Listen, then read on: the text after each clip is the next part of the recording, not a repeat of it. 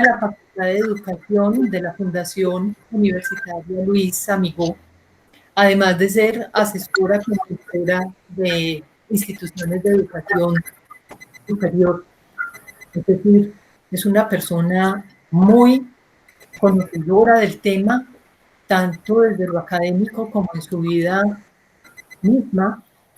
Tiene publicaciones en estos temas y en realidad me tengo que contar una pequeña anécdota, y es que cada vez que me comunico con ella me dice: muy bien, querida, aquí estoy escribiendo.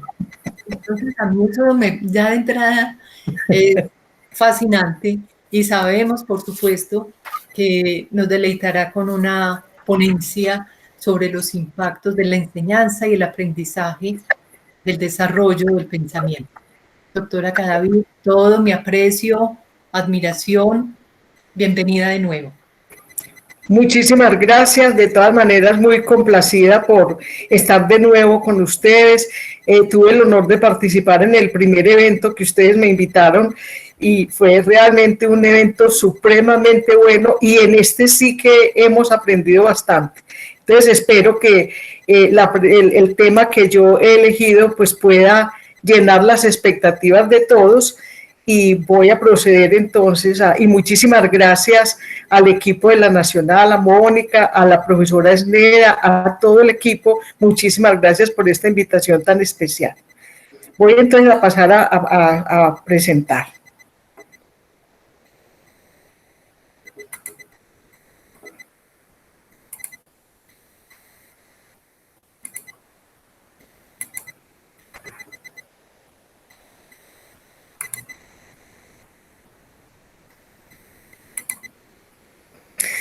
Bueno, el tema que yo he elegido para el día de hoy se llama Impacto de la enseñanza y el aprendizaje en el desarrollo del pensamiento.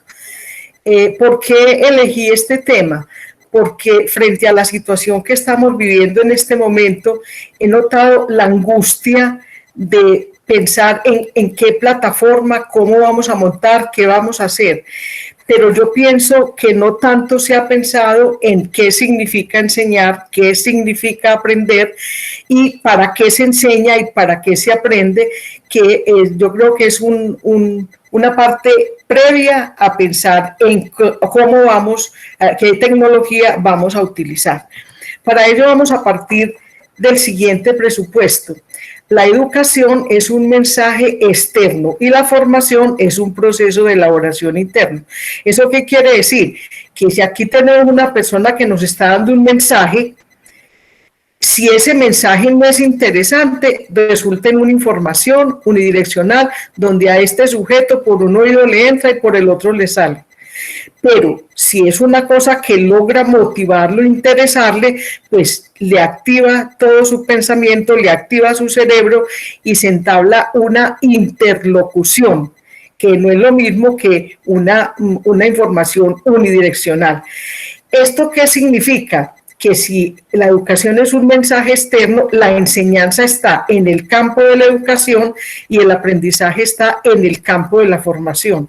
¿Qué significa que la formación y el aprendizaje es un mensaje interno? Que nadie puede aprender por uno. El mensaje que me llega, ¿lo tomo o lo dejo?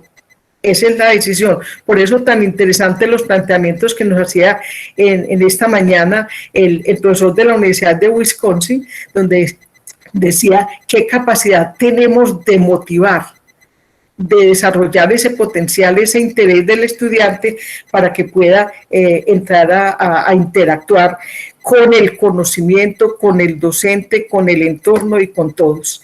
Entonces miremos desde este punto de vista cuál es la intencionalidad de la educación. La educación es un mensaje externo, pero no un mensaje externo cualquiera, es con intencionalidad. La intencionalidad de la educación es formación en la autonomía. Esa intencionalidad impacta directamente en la calidad de la enseñanza. Entonces nos remite a la pregunta, ¿enseñar para qué? Enseñar para generar aprendizajes significativos que impacten en el desarrollo del pensamiento, porque la formación en la autonomía es una formación que pasa por el desarrollo del pensamiento, y el desarrollo del pensamiento pasa por los aprendizajes significativos. Esto es bien interesante y más o menos esto es lo que vamos a desarrollar a lo largo de la exposición. ¿Cuál es el papel del conocimiento en el desarrollo del pensamiento? Lo primero que tenemos que hacer es pensar en que el conocimiento no es una sumatoria de contenidos. El conocimiento es una construcción lógica. ¿Y eso qué significa? Que si el conocimiento es una construcción lógica, el conocimiento, la lógica de ese conocimiento hay que descubrirla. ¿Y descubrirla para qué? Para comprenderla. Y comprenderla para poder razonar en torno a ella. Ese es un papel muy importante del conocimiento, porque conocimiento, contenidos que sean fuera de una lógica, no hay que comprenderlos, simplemente se repiten y se graban. Si el docente le repite el contenido al estudiante, el estudiante se lo graba para un examen. El docente se la graba para una clase y el estudiante para un examen y luego para una calificación. ¿Todo esto qué significa? Que el desarrollo del pensamiento pasa necesariamente por la comprensión del conocimiento. Este es otro aspecto que vamos a desarrollar un poco. Entonces, ¿qué significa desarrollar el potencial del estudiante? Significa desarrollar el pensamiento. ¿Para qué? Para aprender a razonar, pero desde el conocimiento. Para aprender a leer los contextos desde su complejidad. ¿Por qué? Porque es que el conocimiento es como una lupa para leer con todo rigor las realidades. Entonces, si yo tengo un fundamento del conocimiento que me pasó por el pensamiento, estoy en capacidad de leer los contextos desde su complejidad, que son los que voy a intervenir como profesional. Significa aprender a tomar decisiones responsables. Esto es formar un buen ciudadano, que sea capaz de tomar decisiones responsables con su profesión, con el medio ambiente, con sus clientes, con todo. Aprender a consolidarse en su ser profesional. El ser profesional no se consolida desde la buena voluntad, ni formando personas muy queridas, formando personas sólidas profesionalmente y responsables socialmente. Y para aprender a resolver problemas. Si yo no tengo un fundamento del desarrollo del pensamiento, no tengo elementos para leer los contextos y mucho menos para identificar sus problemas y para poder resolverlos. ¿Qué implica entonces la formación en la autonomía? Implica la formación, implica desarrollar el potencial del estudiante. Mire, cuando un estudiante llega a una universidad, siempre pensamos que la matrícula es un simple contrato. La matrícula es un estudiante que lleva un potencial y le dice a la universidad, aquí le traigo mi potencial para que lo desarrolle y lo desarrolle en torno a este objeto de formación que yo he seleccionado. Y entonces, ¿qué significa desarrollar el potencial del estudiante? Implica formarlo para desarrollar el pensamiento. Cuando esto se da en la universidad, quiere decir que la educación se convierte en condición de desarrollo humano. Y quiere decir que se crean las condiciones para ejercer el derecho a la educación, porque el derecho a la educación no se ejerce con que la universidad le abra al estudiante un cupo para que pase 4 años, 3 años, 5 años, adquiera un título y salga de la universidad y su pensamiento sale intacto. Entonces, solo cuando se le desarrolla el potencial está ejerciendo el derecho a la educación. ¿Cuál es la intencionalidad de la enseñanza y su relación con el desarrollo del pensamiento? Hemos trabajado tradicionalmente con 2 concepciones. Una, enseñar para generar un aprendizaje significativo y la otra, enseñar para memorizar contenidos. Enseñar para generar un aprendizaje significativo quiere decir que la enseñanza está centrada en el desarrollo del pensamiento. ¿Y cómo se hace eso? Mediada por estrategias metodológicas que ejercitan operaciones de pensamiento. ¿Eso qué quiere decir? que el contenido no es un fin en sí mismo, es un medio para lograr desarrollar el potencial de todo el estudiante. Pero la otra concepción, enseñar para memorizar contenidos, la enseñanza está centrada con los contenidos curriculares como un fin en sí mismo. ¿Esto qué quiere decir? Que es una enseñanza mediada por la repetición de contenidos, donde el contenido es un fin en sí mismo, y si el estudiante entendió, muy bueno, y si no, de malas. ¿Cuál es la concepción de la enseñanza para el desarrollo del pensamiento? Como cuando enseñamos para desarrollar el pensamiento. La concepción es que enseñar no es dar contenidos. Enseñar es develar la lógica del conocimiento para facilitar su comprensión. Recuerden ustedes lo que nos decía el profesor de la Universidad de Wisconsin, que lo primero que tiene que hacer el docente es reflexionar sobre su saber. ¿Cuál es la lógica para poder develar esa lógica? ¿Eso qué significa? Que si develar la lógica del conocimiento para facilitar su comprensión implica que esa comprensión debe estar mediada. O sea, hay que mediar la comprensión de la lógica del conocimiento. El científico o el investigador produce conocimiento, lo plasma en leyes, en teorías, lo publica en libros, pero de ahí a que lo comprenda, ese no es su interés. El interés es del docente. ¿Cómo hago para mediar en esta lógica para que el estudiante lo comprenda y lo pueda hacer suyo? ¿Y cómo lo hace? A través del diseño de estrategias metodológicas que faciliten su comprensión. Esto es absolutamente clave para trabajar con cualquier metodología, con cualquier modalidad. ¿Cuál es la concepción del aprendizaje para el desarrollo del pensamiento? Si enseñar no es dar contenidos, aprender no es repetir. Aprender es construir métodos de razonamiento en torno al conocimiento.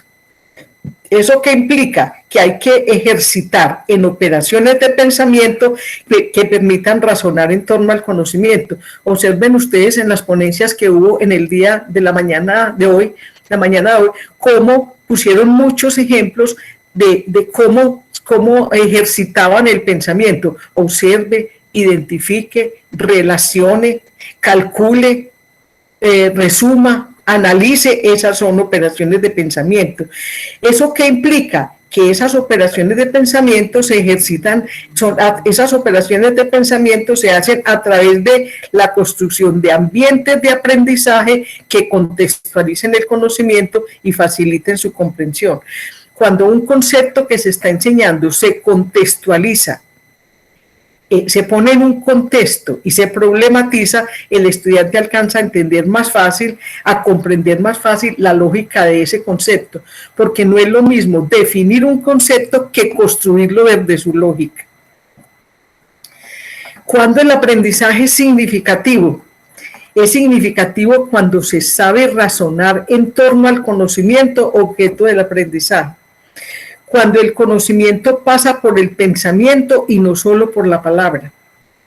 Cuando se construyen métodos de razonamiento que estructuran el pensamiento. Cuando se sabe qué hacer con el conocimiento. En estos días me llegaba un eslogan, pero anónimo, que decía que el conocimiento es inútil para quien no sabe qué hacer con él. O sea, si no hay métodos de razonamiento, yo no sé qué hacer con el conocimiento. Cuando se es capaz de hablar con propiedad sobre el conocimiento objeto de aprendizaje, es decir, cuando usted fue capaz de convertir ese conocimiento en su saber, porque se le pueden perder los libros, se le puede olvidar el contenido, pero aprendió a razonar y es capaz de reconstruir todo lo que necesita desde los métodos de razonamiento. Esos métodos de razonamiento son la principal caja de herramientas con la que debe salir un estudiante de la universidad. Cuando el conocimiento se convierte en criterio para el actuar, lo que les acabo de decir. El conocimiento es inútil para quien no sabe qué hacer con él. Entonces, si yo tengo métodos de razonamiento, desde ahí soy capaz de mirar el mundo, resolver problemas, analizar, identificar. Eso quiere decir que conocimiento que no pase por el pensamiento no deja huella en el estudiante. Miremos la importancia de los métodos de razonamiento. Los métodos de razonamiento estructuran un pensamiento autónomo y le dan funcionalidad al conocimiento. Recuerden que dijimos que la educación no es un mensaje cualquiera, ni la enseñanza es un mensaje cualquiera, que tiene una intencionalidad y es formar en la autonomía. Y el pensamiento autónomo tiene la capacidad de darle funcionalidad al conocimiento. Y es desde el pensamiento autónomo y la funcionalidad del conocimiento que se incentiva la creatividad. Que incentivada la creatividad y fundamentada en el conocimiento se propicia la innovación, que le permite al individuo construir su propio saber, le permite generar un pensamiento sistémico, es decir, un pensamiento que no vea solo un pedacito de la realidad, sino que sea capaz de mirar integralmente la realidad para que sea capaz de decir qué variables intervienen, afectan, son propias de una situación problemática, pero para eso necesita un pensamiento sistémico. Y los métodos de razonamiento incentivan el emprendimiento, porque yo de no saber nada no veo nada. El emprendimiento, usted ve una oportunidad y aquí puedo montar un emprendimiento, pero necesito tener un fundamento, es decir, necesito tener un desarrollo cognitivo, y ese desarrollo cognitivo tiene una jerarquía muy importante, y es que no solamente consolida el pensamiento desde el conocimiento, sino que también consolida la identidad profesional de una persona, la consolida en la posibilidad de un saber hacer con inteligencia, de un comportamiento, una actitud, una relación adecuada con el entorno. Entonces, volvemos aquí a plantear que el conocimiento es inútil para quien no sabe qué hacer con él. ¿Cómo se construyen métodos de razonamiento? Desde la enseñanza. Vamos a ver cómo desde la enseñanza y cómo desde el aprendizaje. Desde la enseñanza, el profesor debe pasar primero por la reflexión del docente sobre la lógica del conocimiento y sus complejidades. Esta mañana alguien más también nos hablaba sobre esto. Es decir, la primera relación que tiene que tener el profesor en el acto de la enseñanza es relación con el conocimiento. ¿Para qué? Porque con fundamento en la lógica, en la reflexión sobre la lógica de su conocimiento, tiene que diseñar las estrategias metodológicas para mediar esa lógica, para mediar la comprensión de esa lógica. O sea, la comprensión hay que mediarla. Y con fundamento en eso, diseña. El docente es un creador, tiene que ser un creativo para que sea capaz de crear y recrearse con estrategias diseñadas en contexto para la ejercitación de operaciones de pensamiento. Cada palabrita de estas tiene muchísimo significado: estrategias, contexto, operaciones de pensamiento. ¿Y qué significa esto? Diseñar un ambiente de aprendizaje, diseñar unas experiencias de aprendizaje.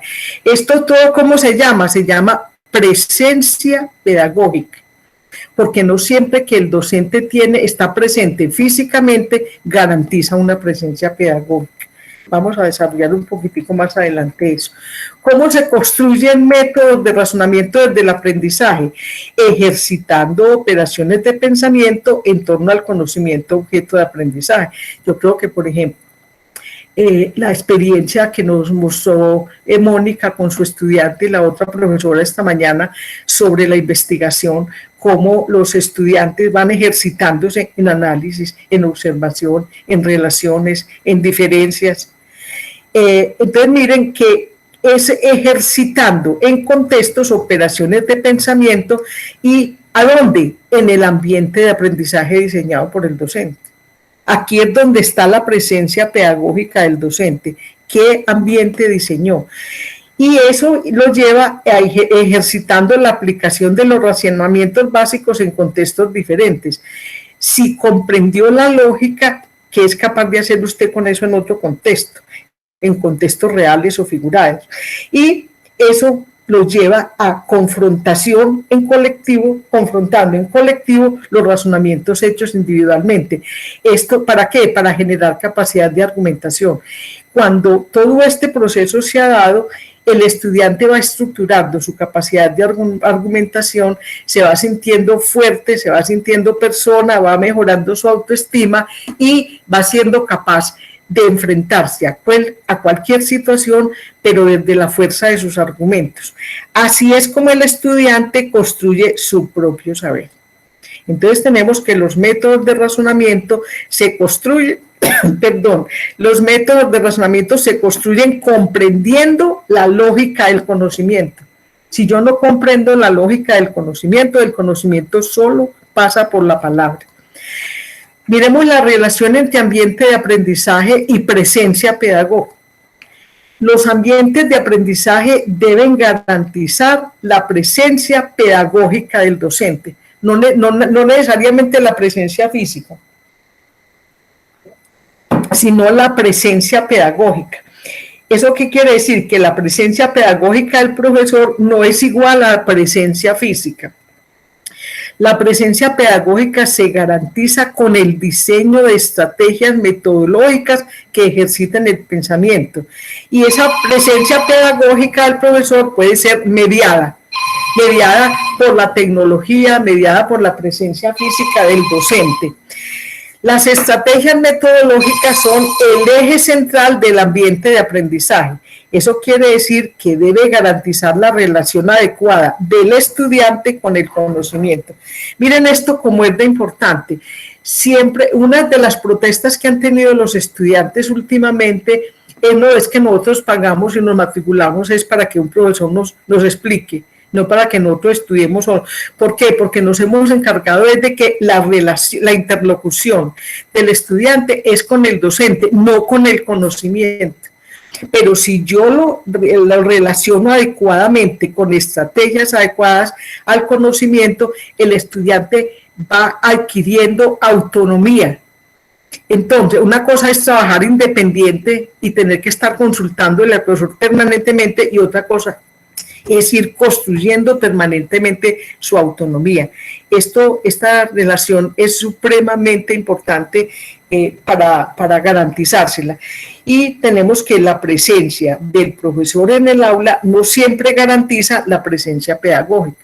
Usted puede estar con todos los estudiantes al frente, y si los estudiantes no le han entendido nada, por un oído le entra y por el otro le sale, y de pronto le pregunta el profesor, pero ¿por qué si todos me entendieron, por qué no? Pues la conclusión es que no le entendieron. Entonces tenemos que la mediación de la presencia física, miremos la mediación de la presencia pedagógica, puede ser a través de la presencialidad física. Por ejemplo, el aula de clase donde el profesor y estudiante comparten el mismo espacio, y eso quiere decir que si hay ausencia de estrategias metodológicas adecuadas, no hay presencia pedagógica, así el profesor esté presente. La presencialidad remota, mediada por la conectividad tecnológica, pero en tiempo real, o sea, sincrónica. Pero si no hay conectividad con la lógica del conocimiento, no hay presencia pedagógica. Y a distancia, mediado por módulos o por la tecnología, pero es de carácter asincrónica. En la mediación a distancia, la presencia pedagógica del profesor debe ser cada vez más intensa. Si no se diseña la conectividad cognitiva, sobra la conectividad tecnológica, nos dicen dos profesores, el uno de Inglaterra y el otro de España, que acaban de escribir un artículo, y ahorita les muestro al final los nombres de ellos y un artículo que escribieron. Y miremos la relación entre métodos de razonamiento y desarrollo del pensamiento. Entonces, esto es como recogiendo lo que hemos planteado, que los métodos de razonamiento desarrollan el potencial cognitivo del estudiante. ¿Para qué? Para darle significado al conocimiento y convertirlo en criterio para el actuar. Porque yo, de no saber nada, no veo nada. Para estar en capacidad de leer los contextos desde su complejidad. Si yo convierto el conocimiento en criterio para el actuar, soy capaz de leer los contextos y decir, aquí hay esta situación problemática, la solución es esta, puedo mirarlo así. Para aprender a ver las oportunidades que ofrece el entorno. Si yo no tengo este potencial, las oportunidades me pueden pasar por encima y yo no las veo. Para tomar decisiones fundamentadas y responsables, o sea, para formar buenos profesionales, buenos ciudadanos, buenas personas. Y para configurar la identidad profesional, como les he explicado. Los métodos de razonamiento estructuran un pensamiento autónomo. Redondeando ya como unas conclusiones, tenemos que en términos generales la intencionalidad de la enseñanza es generar en el estudiante aprendizajes significativos. No es el aprendizaje significativo, es que quien aprende significativamente es el estudiante. Ya tengo 2 minutos, ya voy. Porque el ideal de la educación es la formación en la autonomía. Los métodos de razonamiento estructuran un pensamiento autónomo. Y listo, tenemos que estas conclusiones, estas 4 conclusiones, las conclusiones de lo que les he presentado es que son las estrategias metodológicas diseñadas por el docente con fundamento en la lógica del conocimiento las que garantizan la presencia pedagógica en un proceso de aprendizaje, independiente de que el docente dirige este proceso en forma presencial o remota. Desarrollar el potencial del estudiante mediante la formación de un pensamiento autónomo es parte de la responsabilidad social de la universidad. 3. Conocimiento que no pase por el pensamiento no deja huella en el estudiante. 4. La prioridad es la capacidad, en el aprendizaje remoto es la conectividad cognitiva seguida de la conectividad tecnológica. Y para terminar, tenemos que, hablando de la transición de la mediación física a la mediación remota, tenemos que nos plantean estos 2 señores de aquí, y nos plantea el decano del aprendizaje digital del MIT, nos dice que la transición no es automática ni tiene que ver con inyectar más tecnología, sino con un proceso ambicioso, capaz de integrar lo tecnológico, lo cognitivo, lo relacional y lo pedagógico. Eso lo plantean estos señores, Hugo Pardo y Cobo Cristóbal, en el 2020, ahora en junio, escribieron este artículo, se llama la Universidad Extendida. Entonces, es una cosa que es muy importante. Yo les dejo esas inquietudes ahí y ya quedo a su disposición.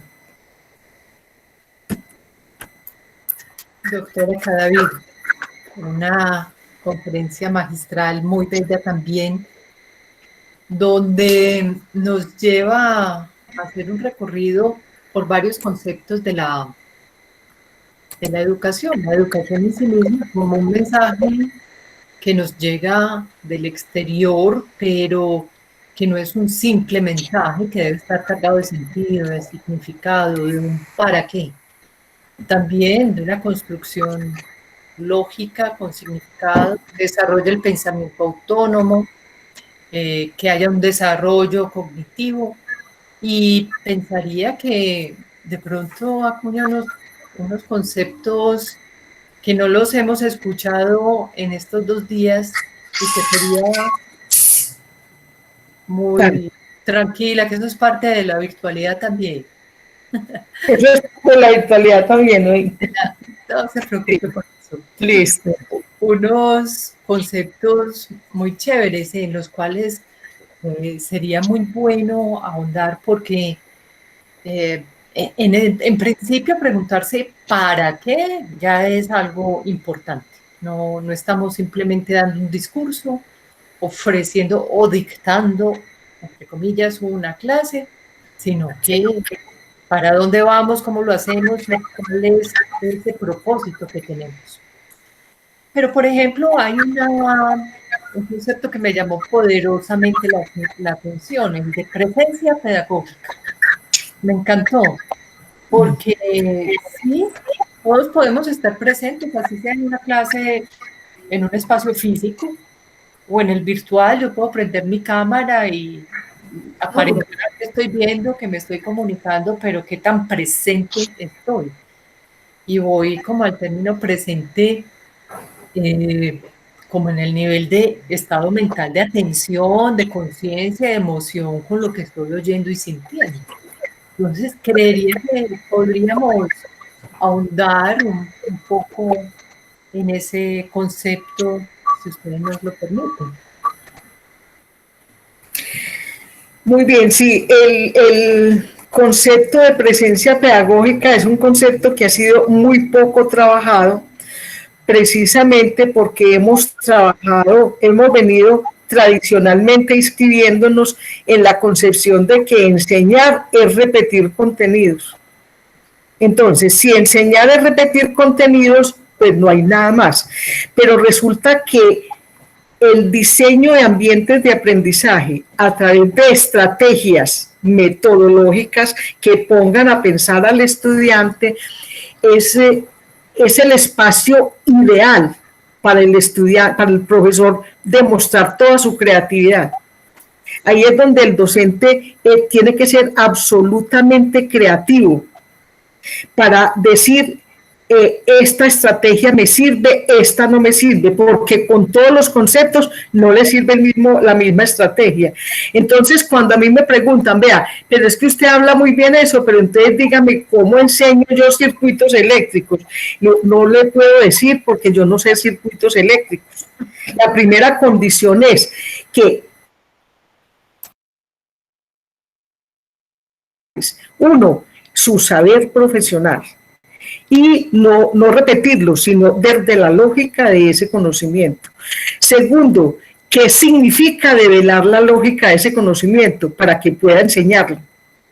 Y tercero, ¿qué significa eso que está enseñando en torno al objeto de formación que la universidad se comprometió a formar a ese egresado? Entonces tiene que tener también un referente curricular. ¿Qué significa formar para un objeto de formación? Porque por lo general muchos profesores piensan que los contrataron para enseñar lo que saben.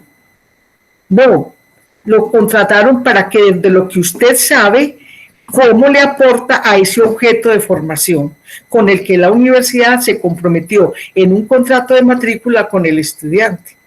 Y es un objeto de formación en torno al cual la universidad se comprometió a desarrollarle todo su potencial.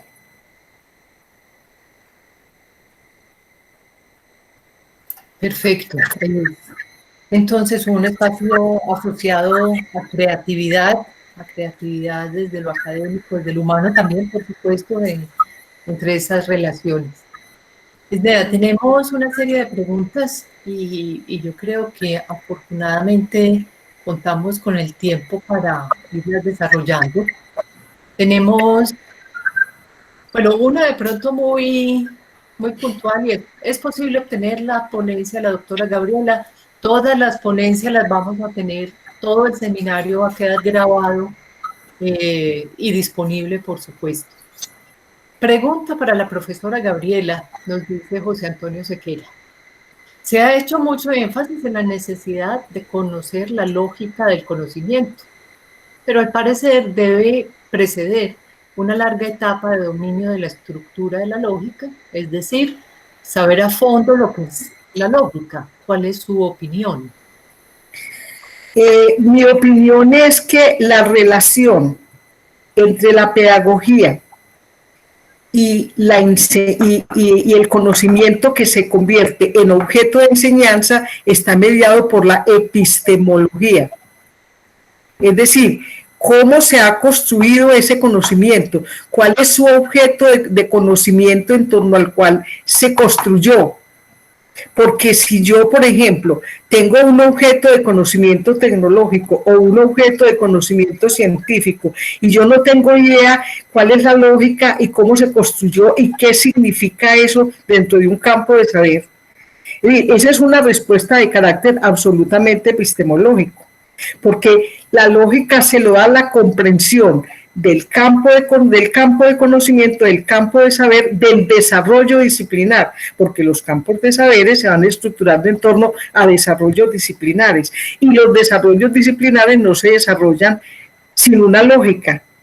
Entonces, yo creo que es fundamental manejar eso como una relación epistemológica. La gente se asusta cuando dice, no, entonces para yo poder enseñar tengo que ser un epistemólogo, pero sí estar por lo menos medio familiarizado con qué significa, cuál es la esencia de ese, porque si no tampoco es capaz de enamorar al estudiante con ese conocimiento, porque si no es imposible que el estudiante entre desde la esencia de ese conocimiento a dialogar permanentemente con él, a enamorarse de él. Por eso les decía, el mejor docente es el que se convierte, el que es cada vez menos imprescindible para el estudiante. Bueno, es un hecho que a veces da un cierto temor o resistencia a hablar de epistemología. Creo que este tipo de eventos también quita ese tipo de temores.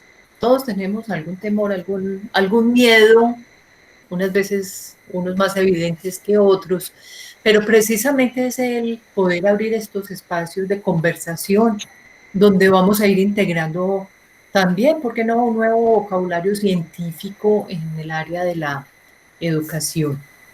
Doctora, Miguel Sanz nos pregunta, parecería que en la educación de los ciudadanos del mundo no ha habido aprendizaje significativo porque no los vemos actuando, solucionando problemas, sino generándolos, como por ejemplo la corrupción en el mundo. Esa es una pregunta grande, ¿no? ¿Usted qué piensa de eso? Pues yo pienso que es una pregunta muy comprometedora, pero muy cierta, porque además, miremos, por ejemplo, lo que significa formar un buen ciudadano. Cuando decimos que la educación es condición de desarrollo humano, es porque estamos desarrollando el potencial cognitivo, el potencial actitudinal, el potencial para hacer desde el conocimiento, porque no es lo mismo hacer que saber hacer. Entonces es formando en toda una responsabilidad. Y obviamente que formándolos en una identidad que tiene que pasar por la responsabilidad social y por la ética. Y con relación a la reflexión que hace el docente, pues tenemos tantas evidencias de corrupción que sí nos asusta mucho y nos entra a cuestionar qué nos está fallando, que todo el que se mete a un cargo en el que muchos, pues no voy a decir que todos, pero sí muchos de los que entran a cargos públicos y tienen que manejar presupuestos, a lo primero que se le apuntan es a la corrupción. Entonces, es muy comprometedora la pregunta, pero tiene muchísimo de cierto. Gracias, Miguel, y gracias, doctora. Sí, evidentemente, como dicen también otros asistentes, la formación en valores es importante, y de ahí insisto en preguntarse el para qué educamos.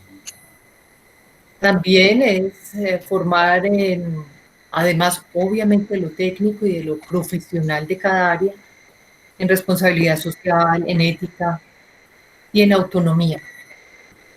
La doctora Joana Vélez Rueda pregunta, en la modalidad virtual, ¿cuáles aspectos determinarían un buen ambiente de aprendizaje?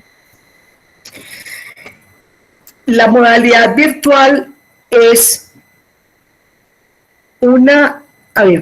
de acuerdo a si yo tengo los estudiantes físicamente al frente, las estrategias serían unas. Pero si los tengo remotos, depende de la plataforma o los recursos tecnológicos que yo vaya a utilizar. Entonces, y depende de la complejidad del tema. Porque les decía ahora, no todo es lo mismo. Estos señores de los que les mencionaba últimamente que escribieron el artículo decían, primero hay que pensar en cómo hacer fácil la comprensión. bueno, hacemos fácil la comprensión así. Entonces, si esta sería una estrategia, ¿cuál es la herramienta tecnológica más adecuada? Entonces, primero pensar en la estrategia pedagógica y después pensar en las opciones tecnológicas para circular por esa plataforma la estrategia, porque es que la plataforma que elijamos no es la que diseña. El cuento de que la tecnología va a desplazar a los docentes no tiene ni el más mínimo riesgo, porque es que la tecnología no es la que diseña es el docente. La que tiene la comprensión de todo es el docente. La tecnología le facilita transportar y transitar y hacer interacciones con los estudiantes a muy remoto, a muy a distancia, pero le permite hacer todo eso. Entonces, es cada docente de acuerdo a la complejidad. Ya esta mañana nos decía uno de los ponentes, tenemos que aprender, tenemos que formar a los docentes en dos cosas. Primero, al manejo de la tecnología, a que conozcan las opciones, para que puedan decir, vea, esta opción me parece fantástica para enseñar esto, esta opción me parece muy bien para esto, pero es que lo que nos ocurrió en este momento es que puede que tengamos las estrategias pedagógicas, pero para estar físicamente, pero como no conocíamos todas las opciones tecnológicas, nos encartamos. Entonces, todas las universidades están a 1000 trabajando cursos de tecnología para que la gente conozca las opciones. Sí. Claro, la tecnología es un elemento que nos ayuda a llegar, a emitir ese mensaje y que sea recibido. De hecho, siempre ha habido alguna tecnología. Acuérdense a los que les tocó el proyector de acetatos, proyector de diapositivas, el tablero, etcétera, etcétera. Nunca han sido ellos, en realidad, el fin último de la educación. Son un elemento, una herramienta, diría yo, así suena un poco fuerte, que nos ayuda a transmitir el mensaje. Mónica, esta mañana nos presentaron unas opciones, esta mañana y en el día de ayer también, unas opciones tecnológicas muy buenas, donde los docentes, los ponentes mostraban que primero concebían la estrategia y después seleccionaban la opción tecnológica. Esa es la lógica. Si primero construyo la conectividad cognitiva para poder buscar la opción de conectividad tecnológica. De ahí la importancia de preguntarse ¿para qué? ¿Para qué doy un curso? ¿Cuál es el propósito de formación en este curso? Y ya de ahí puedo hacer muchas elecciones. También vale preguntarse, como me diría alguna vez en un curso un profesor, ¿cuál es la mejor? No. La mejor es cualquiera, dependiendo del ambiente de aprendizaje, del ambiente de formación y del mensaje. Yo siempre he dicho ante eso, profesores, la clase debe estar aquí. Y póngale otro pedacito que se llama corazón. Ahí ya usted la podrá conectar en cualquier tipo de tecnología y seguro le va a salir sumamente bien. La doctora Sneda nos pregunta, comenta, desarrollar el potencial cognitivo del estudiante es algo innovador en la definición de responsabilidad social universitaria. Generalmente lo definimos hacia afuera como la presencia de la universidad en el entorno. Gracias, profesora Sneda. Claro, es que todo lo que hemos trabajado desde la inquietud por responsabilidad social universitaria, normalmente lo hacemos como cuál es la responsabilidad de la universidad con el entorno, con sus egresados, con la resolución de los problemas específicos que tenemos en el territorio, pero oírle hablar de la responsabilidad social de la universidad con el desarrollo de la potencialidad cognitiva del estudiante, me parece novedoso en esa definición de responsabilidad social universitaria. Me gustaría como extender un poquito en cuáles son los otros, digamos, deberes de la universidad que se convierten en ese componente de responsabilidad social universitaria al interior con sus estudiantes activos. Sí, a mí me parece que ese compromiso de la universidad con el estudiante, que es una responsabilidad social. ¿Por qué digo yo que es una responsabilidad social? Porque la educación a nivel universal es un derecho. Entonces, como derecho se ejerce, pero como servicio público, como nos dice la Constitución, hay que garantizarlo. Entonces, ¿cómo le garantiza la universidad el derecho a la educación a un estudiante? Yo les decía ahora, no es abriéndole un cupo, porque usted puede pasar 4 años por la universidad y la universidad no pasar por el desarrollo de su potencial. Entonces, eso, ¿qué tiene que hacer la universidad? Crear condiciones para el ingreso, permanencia y culminación exitosa de ese proceso formativo, pero proceso formativo que para que la educación pueda ser un derecho pasa por 3 condiciones fundamentales. 1, la calidad. 2, la pertinencia. Y 3, la equidad. Entonces, cuando decimos que hay que crear condiciones económicas, condiciones académicas. Por ejemplo, nos llegan los estudiantes de los niveles precedentes con unas deficiencias cognitivas impresionantes. La universidad no se puede quedar quejándose, tiene que crear condiciones para ayudarles a avanzar, a seguir desarrollando el potencial que no les desarrollaron porque alguien lo tiene que hacer. Entonces, o abordamos todo, porque es que tenemos otro problema y es que nosotros no tenemos sistema educativo, tenemos agregados de niveles. Entonces este nivel no prepara para este no prepara para este, entonces la universidad le toca casi que partir de cero, pero es una responsabilidad. Cuando recibe un estudiante, el estudiante le dice, aquí traigo todo mi potencial para que me lo desarrolle. Eso tiene que... Aquí vengo yo. Sí. La responsabilidad suya es terminarme de pulir, como quien dice, yo soy un montón de posibilidades y usted tiene esa obligación con la sociedad que me trajo aquí. Eso es muy claro, sí, solo que nunca lo había escuchado en una definición de responsabilidad social. Pero muy bien. Esneda, gracias.